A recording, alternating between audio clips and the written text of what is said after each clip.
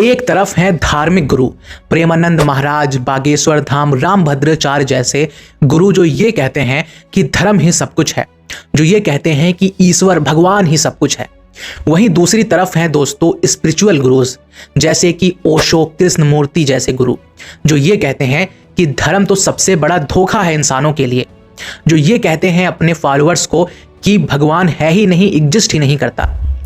अब दोस्तों दो प्रकार की मेंटालिटी हमें यहाँ पर दिख रही है और इन दोनों साइड के गुरुओं को आज के टाइम पर लोग बहुत ही ज़्यादा देख रहे हैं। अगर आप सोशल मीडिया यूज़ करते होंगे तो मैं ये 100% गारंटी के साथ बोल सकता हूँ कि आपने इन गुरुओं की किसी ना किसी रील को तो ज़रूर देखा होगा। ये वायरल ही इतना है, लोग इन्हें पसंद भी कर रहे हैं। लेकिन दोस्तों आखिर क्या डिफरेंसेस हैं इनके मेंटालिटी में, आइडियोलॉजी में, और सबसे बड़ी बात हमें क्या सुनना चाहिए, हमें किसे समझना चाहिए, इसके बारे में आज के इस पॉडकास्ट में चर्चा करते हैं और एक क्विक कंपैरिजन करते हैं इन दोनों प्रकार के गुरुओं का कि आखिर कौन किस तरीके की विजडम दे रहा है, किस तरीके की इनलाइटमेंट किसके पास है। हम यहाँ पे किसी को जज नहीं करेंगे, ना ही किसी को हेट करते हैं, लेकिन ट्रूथ के बेसिस पर बात करेंगे। हम उस चीज़ के बेसिस पर बात करेंगे जो हमारे लिए अच्छी होगी, लोगों के लिए कारगर होगी। पहले बात करते हैं ओशो, कृष्णमूर्ति जैसे लोगों के बारे में। आजकल इन्हें बहुत ही पसंद किया जा रहा है सोशल मीडिया पे।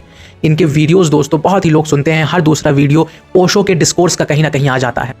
इनकी लॉजिकल बातें, इनके साइंटिफिक क्लेम्स लोगों को पसंद आ रहे हैं, स्पेशली जेनजीज को, न्यू जनरेशन के लोगों को, जिनको बहुत ही ज़्यादा रिचुअल्स में, बहुत ही ज़्यादा धर्म में इन्वॉल्व नहीं होना होता है। वैसे ही बातें ये करते हैं स्पिरिचुअल गुरुज। इनकी जो सबसे बड़ी प्लस पॉइंट है दोस्तों ऐसे गुरुओं की, वो ये है कि ये किसी भी धर्म से बंधे हुए नहीं होते हैं, ये किसी भी धर्म को ही सिर्फ नहीं प्रमोट कर रहे होते हैं। लेकिन धार्मिक गुरु इसके अपोजिट हैं, वो सिर्फ एक धर्म को जिससे वो बिलोंग करते हैं उसी को प्रमोट करते हैं, उसी की तारीफ करते हैं, उसी के टीचिंग्स बताते हैं। कोई हिंदू धर्म का है तो हिंदुइज्म के बारे में बताएगा, कोई इस्लामिक धर्म का है तो इस्लाम के, कुरान के बारे में बताएगा, कोई क्रिश्चियनिटी का है तो क्रिश्चियंस के रिचुअल्स बताएगा। लेकिन ऐसा कहें कि स्पिरिचुअल गुरुओं के साथ नहीं होता है। ये दोस्तों हमें हर वो टीचिंग्स दे सकते हैं जो इन्होंने जाना है। और अगर हम बात करें पर्सनली कृष्णमूर्ति, ओशो जैसे लोगों की, तो इन्होंने लगभग हर एक रिलीजन को डीप स्टडी किया है। इवन ओशो ने तो अपनी खुद की पर्सनल लाइब्रेरी ही बना दी थी 1.5 लाख किताबों की, जिसको उन्होंने खुद पढ़ा था। अब ऐसा बहुत ही रेयर हमें देखने को मिलता है धार्मिक गुरुओं में कि इतने सारी चीज़ें, इतने सारी ज्ञान उनके पास हो।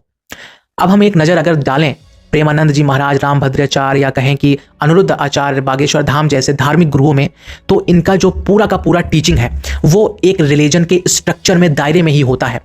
जितनी बातें ग्रंथ में लिखी गई हैं, वेदास में लिखी गई हैं, कुरान में, बाइबल में, उतना ही वो बता सकते हैं। लेकिन स्पिरिचुअल गुरुओं का दोस्तों खुद की एनलाइटमेंट होती है, खुद का दिमाग होता है, खुद की सुगंध महक होती है, जो शायद किसी एक धर्म से नहीं मिलती है, एक किताब से नहीं मिलती है, एक देश से नहीं मिलती है। और वहीं धार्मिक गुरुओं के साथ इसका उल्टा है। उन्हें की एक ही भाषा है, अगर वो हिंदू है तो हिंदू की भाषा, मुसलमान है तो मुसलमान की भाषा। उनका कुछ लिमिटेड ही ग्रंथ है जिनको वो पढ़ते हैं, जिनके बारे में उन्हें ज्ञान मिलता है। हिंदुइज्म है तो वो गीता पढ़ेंगे, या कहें रामायण पढ़ेंगे, या वेद पढ़ेंगे, उपनिषद पढ़ेंगे। लेकिन ऐसा दोस्तों स्पिरिचुअल गुरुज के साथ नहीं है। वो कई सारी चीज़ें पढ़ते हैं, कई प्रकार की इन्फॉर्मेशन हमें देते हैं। अब ये तो हो गए कुछ माइनर डिफरेंसेस, लेकिन अगर हम बड़े डिफरेंसेस की बात करें तो वो ये है कि जो धार्मिक गुरु हैं दोस्तों, वो किसी गॉड पर बिलीव करते हैं। वो कहते हैं कि कोई आसमानों के ऊपर कहीं बैठा हुआ है और तुमको चला रहा है, तुम्हें स्वर्ग या नर्क की आकांक्षा देते हैं, तुम्हें कर्म की आकांक्षा देते हैं, तुम्हें हर वो चीज़ की आकांक्षा देते हैं जो उनके धर्म ग्रंथ में है। लेकिन स्पिरिचुअल गुरुज ये कहते हैं कि नहीं, कोई ऐसा नहीं है जो कहीं बैठा हुआ है। अगर कोई है तो वो तुम हो, वो तुम्हारा चेतन है, वो तुम्हारे अंदर बसा तुम्हारा आत्मा है, जिसे हम परमात्मा कह लें, ईश्वर कह लें, कुछ भी कह लें, वही है और कुछ भी नहीं है। अगर ये ब्रह्मांड बना है तो ये ब्रह्मांड बना है, जरूरी नहीं है कि इसको किसी ने बनाया हो। ऐसी बातें स्पिरिचुअल गुरुज करते हैं, लॉजिकल बातें, क्रिटिकल बातें, एथिकल बातें करते हैं। दोस्तों हमें कहीं ना कहीं ये भी देखने को मिल रहा है कि जो हमारी न्यू जनरेशन है, यंग जनरेशन है, जिसे हम जेनजी भी कहते हैं, वो आजकल स्पिरिचुअल गुरुज की तरफ ज़्यादा झुकाव रखती है। जो पढ़े लिखे लोग हैं, जो शिक्षित लोग हैं, जिन्होंने हिस्ट्री को पढ़ा है, वो कहीं ना कहीं लॉजिकल, क्रिटिकल बातों में ज़्यादा बिलीव करते हैं, साइंटिफिक एविडेंस को ज़्यादा मानते हैं। और वहीं स्पिरिचुअल गुरुज इसका फ़ायदा उठाते हैं, क्योंकि उनकी बातें सभी की सभी लगभग तार्किक होती हैं। आप किसी भी रील को देख लीजिए ओशो की, कृष्णमूर्ति की, आपको कहीं भी झूठा विश्वास, ब्लाइंड फेथ नहीं देखने को मिलेगा। और ये भी एक वजह है कि जो आज की जनरेशन है, शिक्षित जनरेशन है, वो हिस्ट्री जानती है। वो जानती है कि इस धर्म में अगर इतने गलत काम हुए हैं तो आखिर इसमें अच्छा क्या ही होगा। अगर इस धर्म ने औरतों के साथ इतना ज़्यादा गलत किया है तो इसके ज्ञान का क्या ही फायदा होगा। और उनका ज्ञान भी बहुत ही ज़्यादा रेलेवेंट है नहीं आज के टाइम पर, बल्कि ओशो कृष्णमूर्ति की बातें आज के टाइम पर रेलेवेंट हैं, जिसका उल्टा होना चाहिए। दोस्तों, ओशो की एक किताब आई थी आज से 60-70 साल पहले, जब वो थे संभोग से समाधि की ओर। वो किताब आज भी इतनी ज़्यादा रेलेवेंट है कि उसे पढ़ा जाता है। उस समय पर बहुत ही कंट्रोवर्सी में घिरी थी वो किताब, लेकिन आज के टाइम पर वो बहुत ही नॉर्मल है। इसको कहते हैं असली ताजी किताब। रेलेवेंट चीज़ें ये है। और धर्म की अगर बात करें तो धर्म में बहुत ही कुछ रेलेवेंट है ही नहीं। जो धर्म पुस्तकों में हजारों साल पहले लिखा गया था वही आज भी लिखा है, और वही चीज़ आज भी वो धार्मिक गुरु बता रहे हैं। तो हमें ये देखने को मिलता है कि जो ओल्ड एज के लोग हैं, जो पुरानी विचारधारा, रूढ़ी विचारधारा के लोग हैं, वो धर्म के प्रति ज़्यादा आकर्षण रखते हैं। जो अनएजुकेटेड हैं आज के टाइम पर, वो धर्म की तरफ ज़्यादा कहें कि अपना झुकाव रखते हैं। दोस्तों, मैं यहाँ पे आपको अपना पर्सनल ओपिनियन भी बताना चाहूँगा कि मैं क्या मानता हूँ। मेरे हिसाब से कोई कंपैरिजन ही नहीं है। जमीन आसमान का फ़र्क है दोस्तों धार्मिक गुरुओं में और स्पिरिचुअल गुरुओं में। हाँ, धार्मिक गुरुओं की अलग बात है, उनकी अलग फील्ड है, लेकिन स्पिरिचुअल गुरुओं की अलग बात है। आपने ओशो की बातें सुनी होंगी, आपने कृष्णमूर्ति की बातें सुनी होंगी। उनकी आवाज़ में ही ऐसा प्रतीत होता है कि हाँ, वो कुछ ऐसी बात कर रहे हैं जो सच में कामगर है, जो किसी को जगा सकती है, जो किसी को चोट कर सकती है, जो किसी की ज़िंदगी बदल सकती है, ऐसी बात है। और वहीं जब हम धर्म की बातें सुनते हैं तो हमें बहुत कुछ ज़्यादा नया नहीं सुनने को मिलता है। हम ये सोचने लगते हैं कि अरे ये बातें तो हमने सुनी है पहले ही से ही, हमें पता है। तो ये कोई नई बात नहीं है। ओशो, कृष्णमूर्ति जैसे लोगों का दोस्तों आज के टाइम पर कोई टक्कर ही नहीं है मेरे हिसाब से, और ना ही कभी होगा, क्योंकि इनकी बातें ही वैसे ही हैं। इनके जो एनलाइटमेंट है, इनकी जो बुद्धि है, इनका जो कहें कि कॉन्शियसनेस है, वो बहुत ही ज़्यादा ऊपर है। आज के गुरु, आज के बाबा मैच नहीं कर सकते हैं इन लोगों के ऑरा को। वहीं दोस्तों, हमारा विश्वास धार्मिक बाबाओं से और कम इसलिए हो जाता है कि हर दूसरे दिन किसी ना किसी बाबा का कोई खुलासा हो जाता है, कोई कांड सामने आ जाता है। मानो ऐसा लगता है कि इन 100% धार्मिक बाबाओं में 80% तो ढोंगी हैं, बलात्कारी हैं।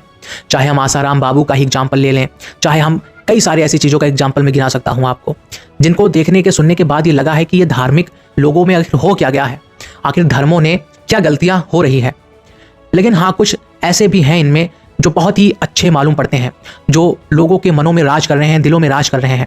जैसे प्रेमानंद जी महाराज, जो आज के टाइम पर बहुत ही ज़्यादा अच्छे मार्गदर्शन लोगों को दे रहे हैं, धार्मिक दे रहे हैं, लेकिन अच्छे दे रहे हैं, जो अच्छी बातें कर रहे हैं, जो कहीं भी भड़काव वाले भाषण नहीं दे रहे हैं, किसी को कोई ह्यूमिलेट नहीं कर रहे हैं बातों से। वैसे भी गुरु हैं धर्मों में आज के टाइम पर। और वहीं बागेश्वर धाम जैसे भी गुरु हैं, जो मैनिपुलेट करते हैं, जो बढ़ावा देते हैं मारपीट को, जो बढ़ावा देते हैं ईगो को। ऐसे भी लोग हैं। जो धार्मिक गुरु हैं दोस्तों, वो कहीं ना कहीं हमें डरा कर भी रखते हैं। तुम ये मत करना, तुम शराब मत पीना, तुम ये मत करना, वो मत करना, वरना स्वर्ग जाओगे, नर्क जाओगे, इधर होगे, उधर होगे, इस जानवर का जन्म पा जाओगे। ऐसी कई सारी बातें हमें सुनने को मिलती हैं इन धार्मिक बाबाओं से। हमें बांध के रखना, हमें हमारा हाथ पैर ही ना खोलने देना ही इन बाबाओं की दोस्तों पुरानी कहें शिक्षा है। हमें हमारा दिमाग ना यूज़ करने देना। ये कहते हैं कि तुम मानो, जानना मत, तुम सवाल मत करो कि भगवान है या नहीं, तुम बस मान लो कि हाँ वो है, और सवाल करोगे तो तुम मूर्ख हो, तुम बेवकूफ़ हो। ऐसी बातें करना। और भी हमें कई सारे प्रकार से इन धर्मों के द्वारा, धार्मिक बाबाओं के द्वारा कहीं ना कहीं हमारे विजडम को, हमारे एनलाइटमेंट को दबाया जाता है। उसके तो डिटेल में नहीं जाते हैं, वरना वीडियो बहुत ही लंबी हो जाएगी। लेकिन हाँ, एक बात ये करते हैं कि हमें किसे सुनना चाहिए। अब ये दोस्तों पर्सन टू पर्सन डिपेंड करता है कि क्या आपको सिर्फ बेसिक लेवल पर ही ज्ञान चाहिए, इतना ही ज्ञान चाहिए कि हाँ मैं बस थोड़ा बहुत खुश रहूँ, मुझे सांत्वना मिली रहे, कंधा मिला रहे, तो हाँ आप धार्मिक बाबाओं को सुन सकते हैं, उनकी बातों को, उनके धर्म को सुन सकते हैं।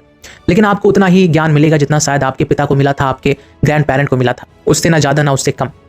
आप भी उसी घर में, उसी कहें कि मेंटल स्टेट में रह जाएंगे, उसी बॉक्स में रह जाएंगे जहाँ पर लोग हैं।